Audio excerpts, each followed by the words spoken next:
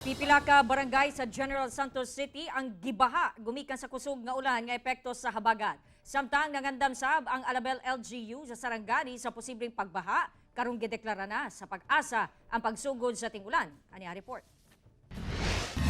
Alas 9 ngadto pasado alas 11 kagabi nakasinati og kusog nga pag-ulan nga adunay kidlat ang General Santos City nga epekto sa habagat.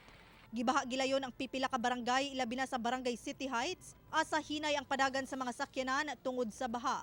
Gibaha sab hangtod buntag ang National Highway Barangay Lagaw, Nursery Road Lagaw ug Barangay Baluan sa General Santos City.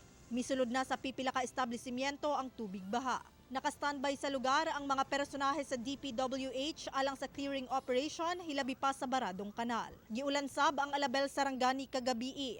Gani mihikling ang kapinpulo kabanay nga nakapuyo sa Purok 8, Barangay Baluntay nga duol sa Sapa. Oh, di naman gulat mo kasi magtaas ba? Matagwa naman ako sa mga gamit. Samtang wala na sab magkumpiyansa sa ulan ang mga taga-Barangay Maribulan Alabel nga flood-prone area. Sagad sa mga residente, gipamutos na ang ilang mga gamit o gibutang sa mas taas nga bahin sa ilang balay. Ang amo ang pagkatulog murag dili na gyud tarong kay siyempre gapaminaw mi sa sapa nga muawas basta kanang ulan gikan sa buntag paingon sa hapon na dili na gyud mi mga kumpiyansa ana.